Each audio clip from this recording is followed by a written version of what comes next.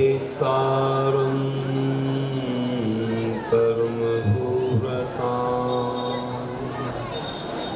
ज्ञातारं विश्वतत्त्वानां वन्दे तद्गुणलब्धये वन्दे तद्गुणलब्धये वन्दे तद्गुणलब्धये।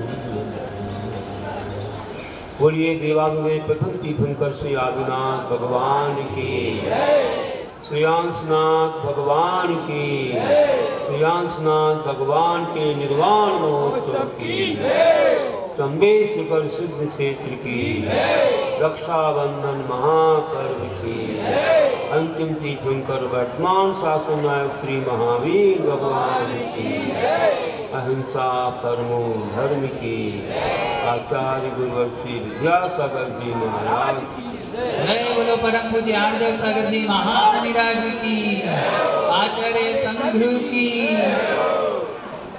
श्रद्धालु, आज हम भगवान के चरणों में उनके समोर शरण में बैठे। सौभाग्य है आज रक्षाबंधन के दिन हम सब लोगों का शास्त्र सिद्ध से शंभे शिखर जी को याद करने का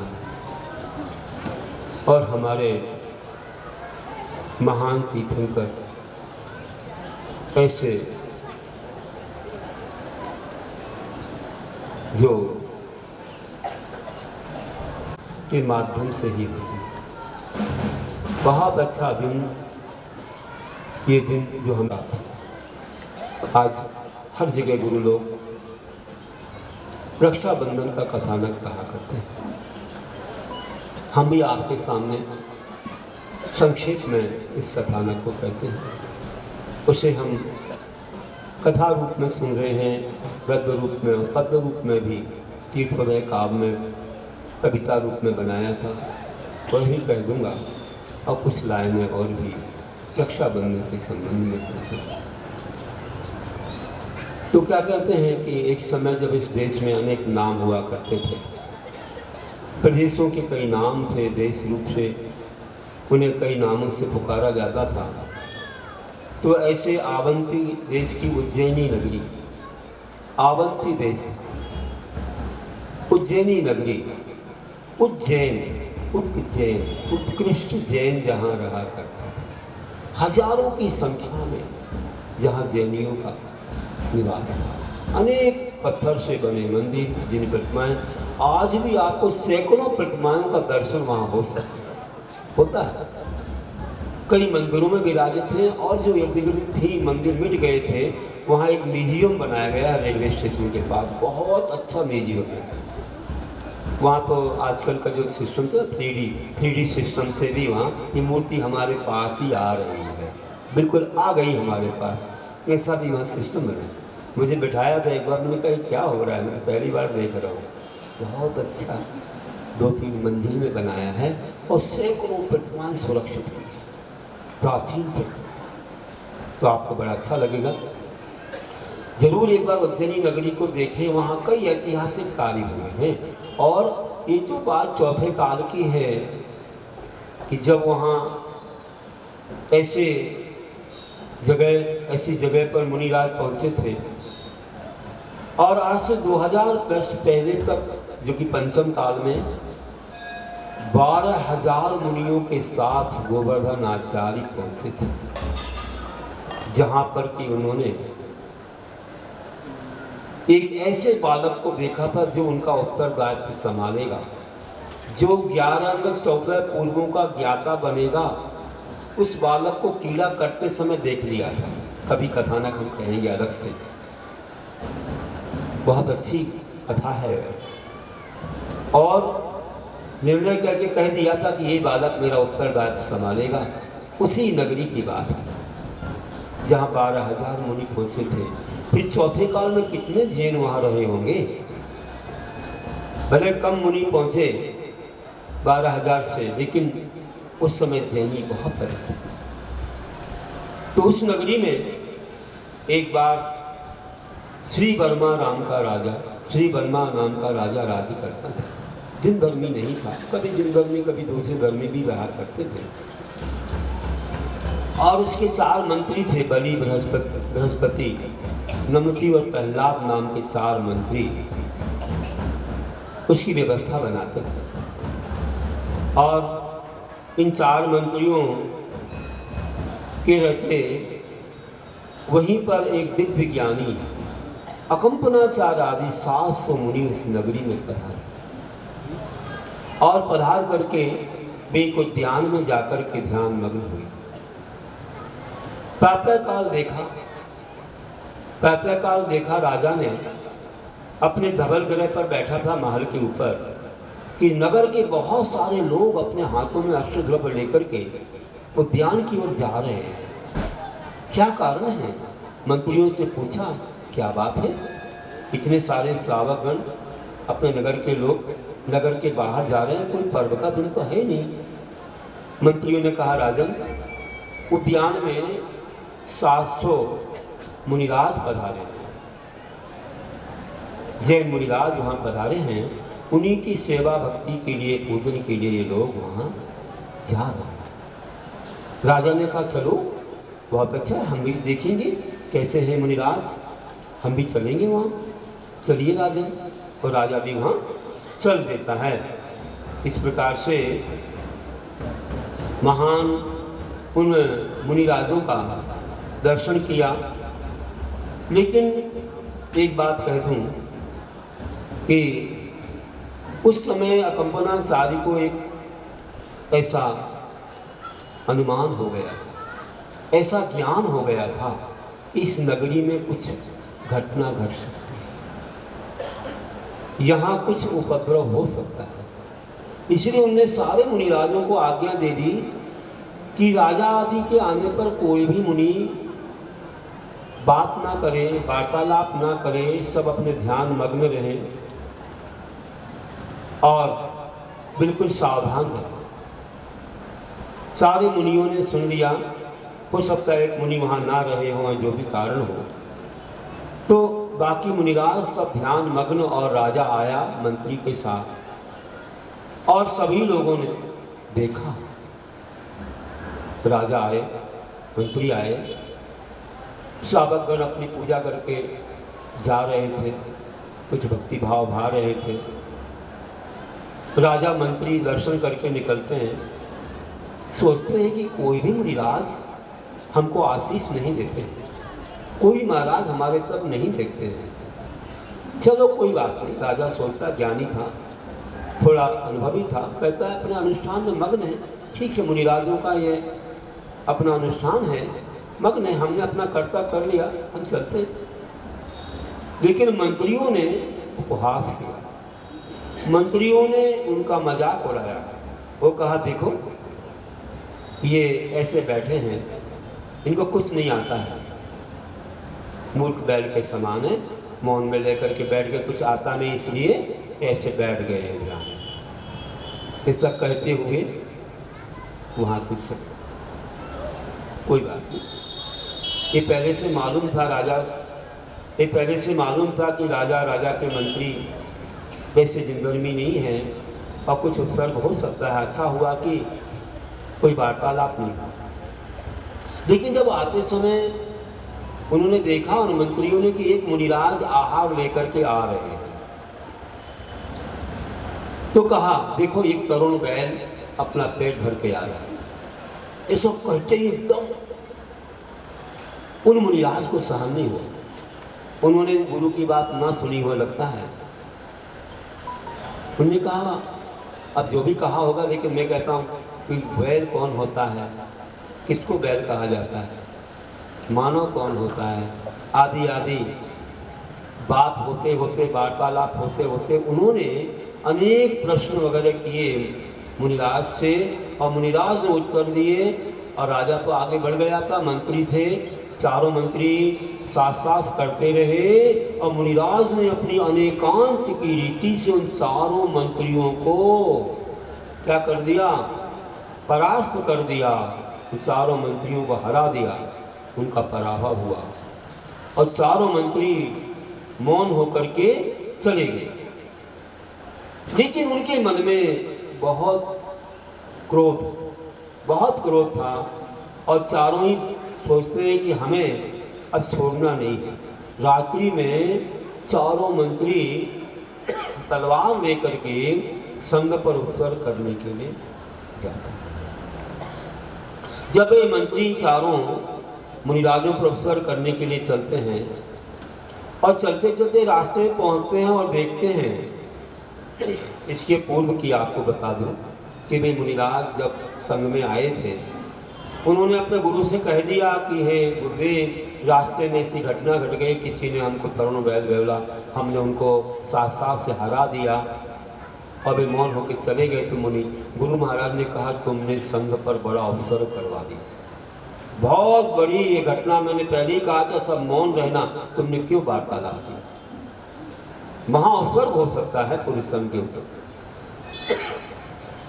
वे जानते थे पहले से कि वे मंत्रीगण सदाचारी नहीं, दुर्जन के समान है, उनका दुर्व्यवहार है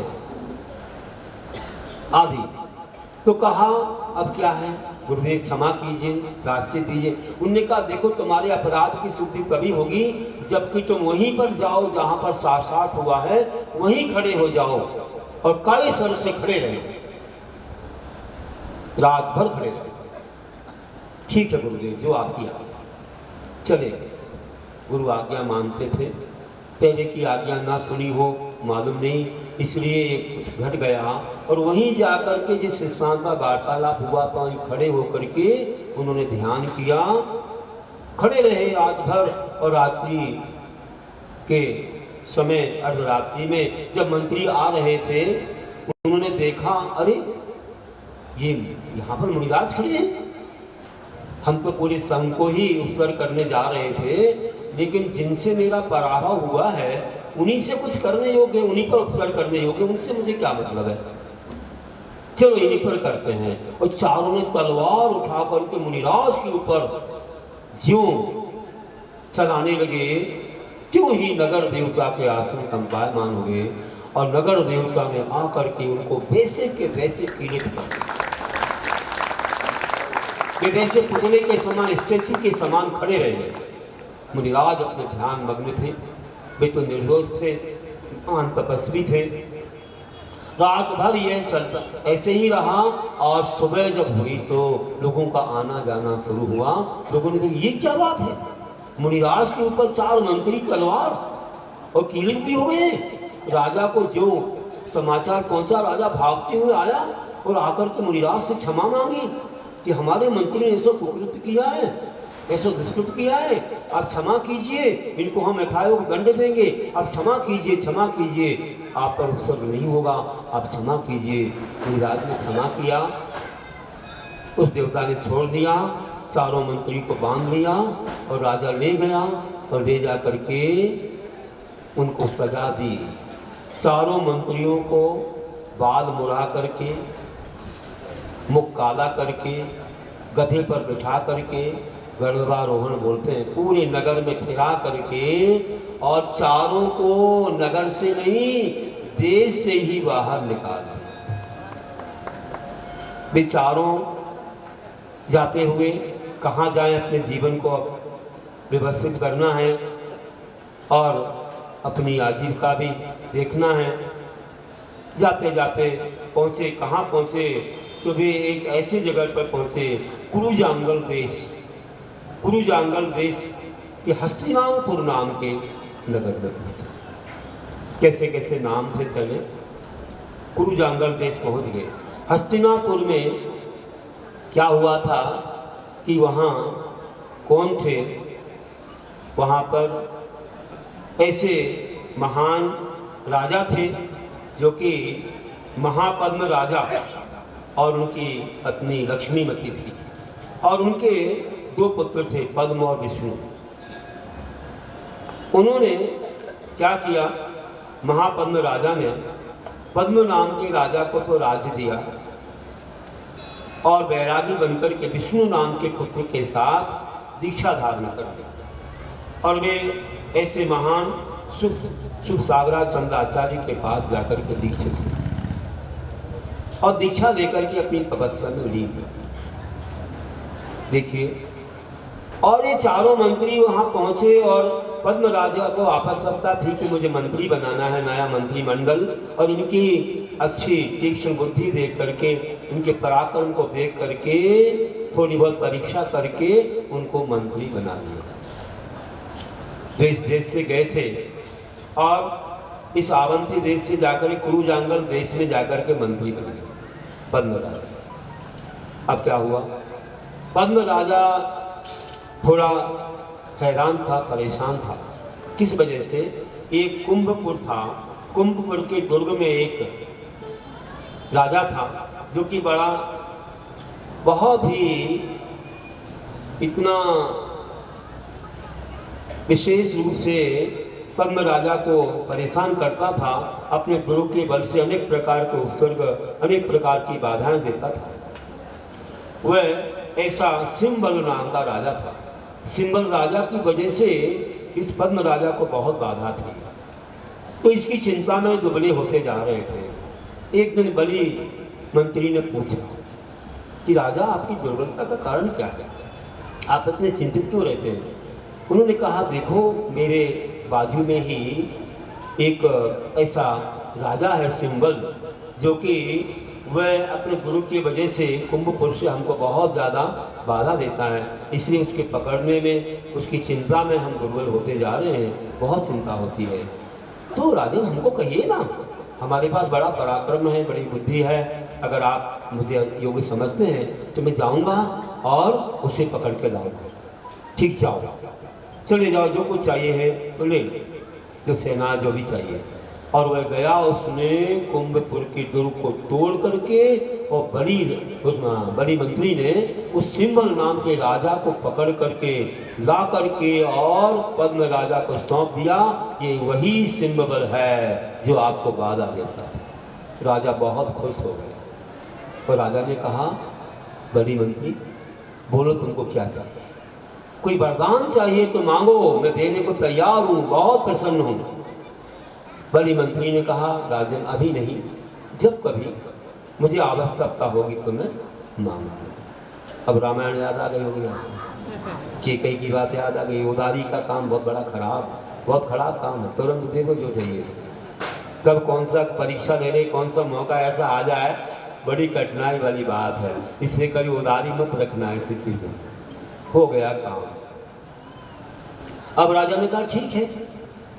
अब एक दिन क्या हुआ कि ऐसे ही दिन चल रहे थे और चारों मंत्री नए थे, अच्छा अपना प्रभाव फैला रहे थे, और धीरे धीरे धीरे वे ही महान आचार्य अकंपनाचार्य 700 मुनियों के साथ पहुंच गए कुरुजांगल देश, और हस्तिनापुर नगरी में उनका प्रवेश हो गया। अरे ये क्या हो गया?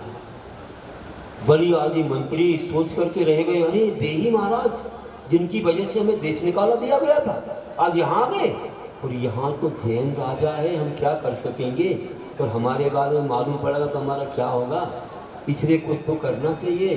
तो बस क्या किया, जाकर के पद्म राजा से अपना वरदान मांगा। राजन मुझे वरदान दिया जाए जो आपने कहा था, जब मांगोगे तो देंगे। ठीक, मांगो, क्या चाहिए तुमको? ज़्यादा कुछ नहीं चाहिए राजन, हमको तो 7 दिन के लिए राज चाहिए, 7 दिन के लिए। चलो कोई बात नहीं, ठीक है, दिया। और दे करके अपने अंतःपुर में चला गया। मतलब जहाँ स्त्रियाँ रहती थी इसको अंतःपुर बोलते हैं, जिसको आप ससुराल बोलते हो। बस वहाँ चला गया और पूरा राज दे दिया 7 दिन के लिए, बस हो गया काम। अब बड़ी राजा बन गया। और उसने क्या किया, ऐसे मुनिराज जो वहाँ पर आतापन गिरी पर विराजमान हुए थे, चारों ओर से बाण लगा करके, आग जला करके, सकोरे बकरे और न जाने क्या का कैसा यज्ञ किया। वहाँ इतनी दुर्गंध, इतना धुआं, ऐसा वहाँ का वातावरण बना दिया कि मुनिराजों ने तो सोच लिया कि अब तो संलेखना लेना ही उचित है। और 6-7 दिन ऐसे बीतते गए, इतनी बाधा हो रही थी कि सांस लेना भी मुश्किल था। क्या किया जाए, क्या किया जाए। और उपवास के साथ बैठे थे मुनिराज। उस समय पर क्या हुआ, देखो, धर्मो रक्षति रक्षता, जो धर्म की रक्षा करता है धर्म उसकी रक्षा करता है। आखिर क्या हुआ आपको बतलाएं कि एक ऐसी जगह थी जहाँ पर कि वे महान एक मुनिराज जिनके पास महापद्म राजा ने विष्णु नाम के पुत्र के साथ दीक्षा ली थी, वे मिथिला नगरी में सुध सागर चंद्राचार्य वहाँ की पर्वत की गुफा में विराजमान थे। अर्धरात्रि में उनने गुफा से देखा कि श्रवण नक्षत्र कप रहा है, श्रवण नक्षत्र कप रहा है, कंपित है। तुरंत मुख से निकल गया, अरे महामुनियों पर उपसर्ग। उनके बाजू में थे पुष्पधर नाम के विद्याधर छुंदक जी। विद्याधर भी छुंदक बन जाते थे, आकाश में गमन करने की शक्ति रहती थी। तुरंत बोले, हे गुरुदेव, कहाँ किस पर उपसर्ग? अरे हस्तिनापुर में आटापन गिरी पर विराजे 700 मुनियों पर उपसर्ग हो रहा है। तो गुरुदेव हम क्या कर सकते, मुझे कुछ काम बताइए ना। हाँ, काम हो सकता है। किससे हो सकता है? जाओ, धरणी भूषण पर्वत पर विष्णु कुमार मुनि तपस्या कर रहे, इनके ही शिष्य थे। तो पद्म राजा के ही भाई थे। महापद्म राजा ने विष्णु नाम के पुत्र के साथ दीक्षा ली थी, पद्म राजा को राज्य देकर। तो अब तो कोई भाई का नाता कुछ नहीं है। हमारे शिष्य को जहाँ पर कि आपके पिता का राज्य था, आज आपके पूर्वस्था के भाई राज्य कर रहे हैं, वहाँ पर आतापन गिरी पर विराजमान 700 मुनियों पर उपसर्ग हो रहा है, कंपनाचार आदि। अच्छा, तो मैं क्या कर सकता हूँ? मेरे पास कुछ है उपाय? गुरुदेव ने क्या बोला है? हाँ, आपके पास विक्रिया शक्ति है और आप उससे रक्षा कर सकते हैं। मेरे पास विक्रिया शक्ति है, मुझे नहीं मालूम। ऐसी तपस्या से शक्तियां आ जाती थी, उन्हें नहीं मालूम रहता था। उन्होंने कहा विक्रिया शक्ति है, अपना हाथ ऐसा फैलाया तो पर्वत को भेद के चला गया। निर्णय कर लिया, मेरे पास विक्रिया शक्ति है, चलो मैं करूंगा, रक्षा करूंगा। और निकल गए वहां से। वो जाकर के पहुंचे हस्तिनापुर और जाकर के राजा पद्म से मिले। वो कहा, ये क्या आपने किया है? हमारे कुल में, आपके कुल में कभी ऐसा किसी ने नहीं किया है। 700 मुनियों का उपसर्ग हो रहा है। बोले, मुझे नहीं मालूम, अभी मेरे हाथ में राज नहीं है। क्यों नहीं है? सब कथा सुना दी, ऐसा ऐसा हुआ था। बली मंत्री ने सिंबल राजा को पकड़ा था, मैंने वरदान दिया था, और अब उसने मांगा 7 दिन का राज मेरे से ले लिया। मैं तो अंतपुर में आ गया, मुझे नहीं मालूम क्या चल रहा है। नहीं नहीं, ये एक बहुत ही ज़्यादा अनर्थ का कार्य हो रहा है और इसे दूर करना है। तो मैं क्या करूं, मेरे पास कोई शक्ति नहीं। ठीक है, चलो मैं कुछ करूंगा। उन्होंने 700 मुनियों की रक्षा के लिए अपना मुनि पद त्याग कर दिया। अकेला मैं छोड़ रहा हूं 700 मुनि की रक्षा के लिए, फिर मैं अपना लूंगा। मेरे मन में कोई विकार नहीं है, मैं फिर से दीक्षा लूंगा, लेकिन इतने मुनियों की रक्षा करना मेरा कर्तव्य है। तुरंत उन्होंने एक बौने ब्राह्मण का रूप बनाया और वेदों का पाठ प्रारंभ कर दिया। राजा बहुत प्रभावित हुआ कि अरे इतना अच्छा वेदों का पाठ कर रहा है। गोल ब्राह्मण, तुझे क्या चाहिए? गोल ब्राह्मण, तुझे क्या चाहिए? उसने कहा, क्या चाहिए? मुझे कुछ नहीं चाहिए। क्या देंगे आप? अरे मांग, क्या चाहिए? मेरे पास राज्य है, मैं सब कुछ दे सकता हूँ, अगर देना है तो दे दो। क्या चाहिए? मुझे 3 तक भूमि दे दो। पागल ब्राह्मण, क्या बोलता है? मेरे पास इतना बड़ा राज्य, 3 तक भूमि मांगता, और भी कुछ मांग ले। नहीं नहीं, 3 तक भूमि ही चाहिए और कुछ नहीं चाहिए। चल, जल की धारा छोड़ता हूँ। हाथ पर जल की धारा दे करके संकल्प करके और 3 लग भूमि दे दी। और दे करके उन्होंने कहा, बस अब 1 लग में कहाँ रखूंगा, बनाया बड़ा रूप, इतना बड़ा रूप बनाया, बोल कहाँ रखूं? एक पैर तो रखा मेरू पर्वत के ऊपर, दूसरा रखा मानसरोवर पर्वत के ऊपर, पूरा 2.5 हो गया, पूरा मनुष्य लोक हो गया। आप कहीं बाहर कहाँ से गए? इसके बाहर कोई मनुष्य नहीं जा सकता, पूरा मनुष्य लोक हो गया। तीसरा पैर कहाँ रखूं? बोल। तीसरे पैर से देवों के विमानों को लात मारी, जग जाओ तुम लोग, सो रहे हो। स्वर्गों में ऐसे लात मार के उनको जगा दिया।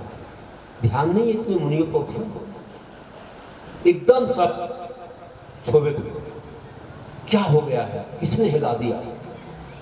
और कहा बोल जल्दी, कहाँ रखूं तीसरा पैर? कहाँ रखूं, कहाँ रखूं? उसने कहा मेरी पीठ पर रखो, और कोई जगह नहीं है। तुरंत बांध लिया उसको तो कहा क्या किया है तूने? ऐसे महामुनियों को उपसर्ग, कितने महान हैं, कितने ज्ञानी हैं। तब उसने कबूल किया कि ये मेरा दूसरी बार है, मैंने एक बार और उपसर्ग किया था। इन्हीं मुनियों के संग से मुझे बहुत बड़ा सबक मिला था, लेकिन मेरी कसाय नहीं गई, मेरा पैर नहीं गया, और मैंने यहाँ आकर के मंत्री बन करके इनको अवसर किया है। ये मेरा बहुत बड़ा पाप है। मैं स्वीकार करता हूँ कि इतनी महान शक्ति जैन धर्म के समान कहाँ होगी। आपने कितना बड़ा रूप बनाया है। वहाँ भी इनके मुनिराज ने हमें जीता था, और हमने अवसर किया था तो हम किलित हो गए थे, और आज भी हमने देख लिया मुनियों की शक्ति को। अब मुझे क्षमा कीजिए, आज से मैं ऐसे बुरे काम करने का त्याग करता हूँ। इतना ही नहीं, मैं तो अब आज सब मिथ्यात्व छोड़ के इस जिन धर्म को स्वीकार करता हूँ, इसकी शरण को स्वीकार करता हूँ। सारे मुनियों को अवसर दूर किया और सब मुनियों से क्षमा मांगी, और उस दिन जिन धर्म को किया, उन सारों मंत्रियों ने, बलि, बृहस्पति, नमुची, प्रहलाद, सारों मंत्रियों ने श्रावक धर्म अनुव्रत धारण कर लिए। और विष्णु कुमार मुनि ने पुनः जाकर के अकंपनाचार्य के चरणों में पुनः मुनि दीक्षा को धारण किया। तो मुनि बन गए, प्रायश्चित लेके सब मुनियों की रक्षा हुई। इतने दिनों से बैठे थे मुनिराज ध्यान में, विचार करिए कैसे सह रहे थे उपसर्ग, कंठ तो रुंध गया था, श्वास लेना मुश्किल हो गया था। सारे श्रावकों ने उस दिन नहीं भाई, इसी दिन की बात है, अब तो वही दिन है आज। और सब लोगों ने अपने अपने चौकों के सामने द्वारापेक्षण किया, मुनिराज का आगमन होगा, आज आहार को उठेंगे और हम उनको पढ़ाएंगे, आहार देंगे और बहुत अच्छे से उनका निरंतर आहार करवाएंगे। सबने रक्षा सूत्र, यही है रक्षा सूत्र की हम भी ऐसे मुनियों की रक्षा हमेशा करते रहेंगे, कभी जिन धर्म में पीछे नहीं होंगे। विष्णु कुमार मुनि ने अपने जीवन को नहीं देखा, अपने पद को नहीं देखा, और ऐसे मुनियों की रक्षा के लिए उन्होंने सब कुछ समर्पित कर दिया।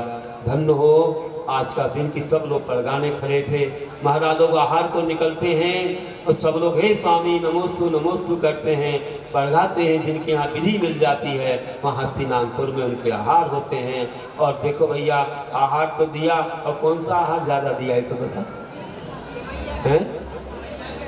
अरे तुम्हें मालूम है, सेवैया की खीर खिलाए, बोले जल्दी गले में सटक जाए, जल्दी जल्दी, गला तो रुक गया था उनका। ऐसी खीर खिला करके राजों का आहार करवाया। सबने रक्षा सूत्र का बंधन बांधा, संकल्प किया।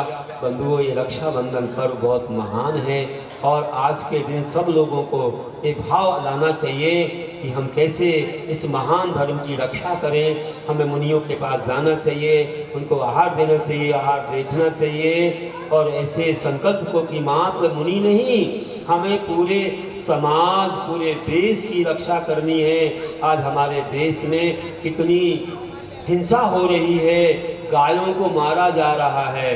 गायों पर देखो प्रातःकाल होती देवनार जैसे कारखाने बॉम्बे और कई जगह हैं, 2-2 हज़ार गायों को मौत के घाट उतार दिया जाता है, और उन पर उबलता पानी डालते हैं, उनके चमड़े को खींचते हैं और फिर उनको काट देते हैं। उनके रक्त आदि से, चर्बी आदि से कई चीज़ें बनाई जाती, खाने पीने की चीज़ें, और उनका मांस, उनका चमड़ा एक्सपोर्ट होता है।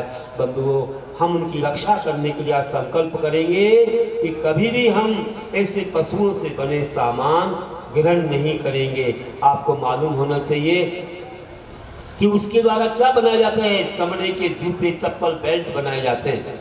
जीन्स में भी लेबल लगा रहता है, वो भी चमड़े से बनता है।